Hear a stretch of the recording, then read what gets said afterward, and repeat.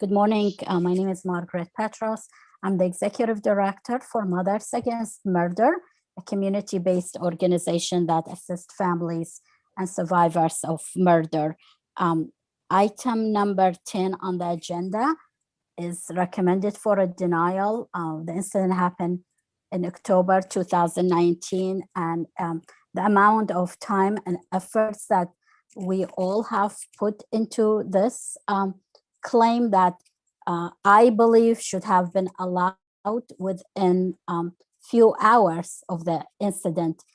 It's a homicide, 18-year-old that lives in a gang-infested neighborhood that has been a victim of domestic violence, witnessed as a child where his mother was severely a DV victim, has a disadvantage in so many different aspects of life.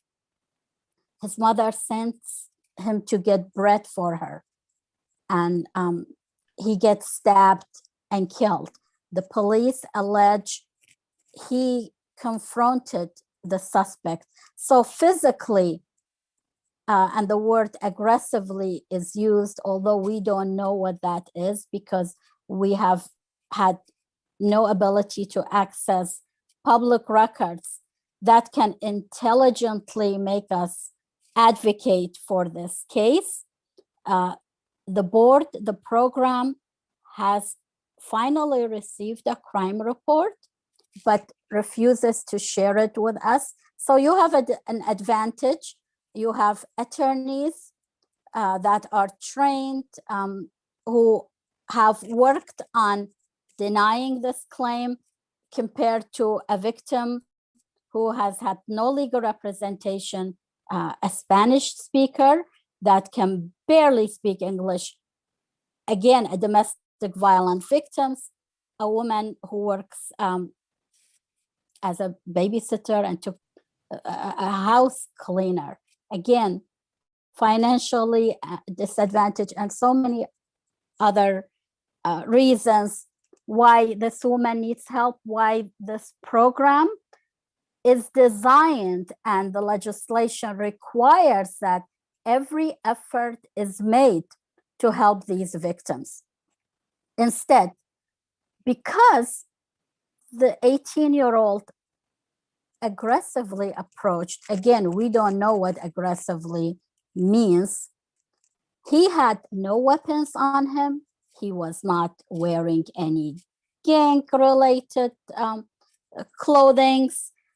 He never, ever assaulted the suspect or even did anything that is illegal. He physically confronted. He did not hit anyone. And then the press release said very quickly the suspect pulled a knife and stabbed him. The victim runs for his life and collapses and dies. The police department makes only one phone call to the family, one, to tell them who the detective is. They never answered the mother's call for more information. And I believe the police is really intervening with the eligibility because of their unhappiness that the family, with my help, went to the media to complain that the police are just not talking to the family. I know the mother is cooperative because I met with them 10 days after the incident. And I made contacts with the lieutenants, with the chief, even the mayor's office, begging that the detectives talk to the family. Yet no one has talked to the family since October 2019. And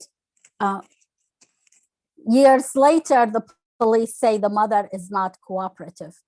No one from the victim services unit or the board's management, including the chief counsel, asks the police exactly what is the mother doing that you label her as uncooperative. The claim was denied without a copy of the crime report in violation of a government code section. There has been so many codes, regulations, and policies that were violated on this claim. And I would plead with you to actually read the documents that I've emailed to the board rather than just take the recommendation of the staff. Please read everything, because this is not just about one case, it's about how much effort has been put to deny this claim, and incorrectly, illegally.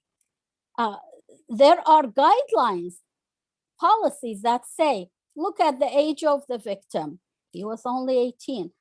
Look at his medical and mental condition. I have even submitted the prescriptions for this victim's medication for post-trauma.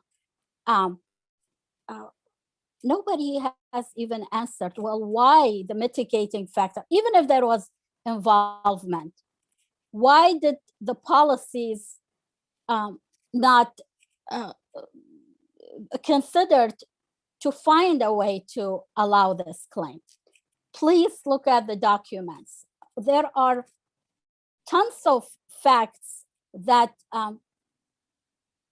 gives a reason to allow this claim.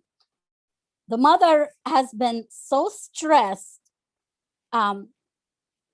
When we had the phone hearing with the hearing officer, again, an attorney, this was recorded. Listen to it, please. Again, it's for reasons to make changes to this program. The hearing officer asked me to go out and find witnesses and put the burden on me as advocate and the mother to find witnesses. Well, this is not our job. This is the job of the police department. Why aren't they doing it? No one has been arrested, identified, or questioned, yet the victim has been already found guilty a few days after the crime. It is horrible how this family was treated and how this whole incident been looked at blaming the victim. I don't want to take more of your precious time at a public hearing, but there are written documents that I've submitted that I really need you to look at and determine if this claim should or shouldn't be allowed. I am someone with 36 years experience in this program. I managed the Santa Clara County Victim Assistance Center for 18 years. I know the policies. I've been trained. I would have allowed this claim with my eyes closed. Yet, Ms. Petros, I'm sorry to interrupt. We have a lot of other business on the agenda today. If you'd be able to wrap up in the next minute or so.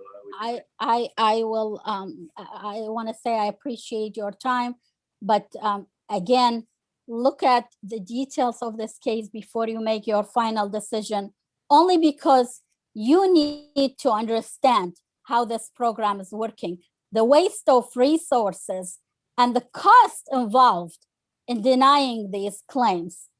And that's what I'm asking. Thank you very much for your time. I appreciate it.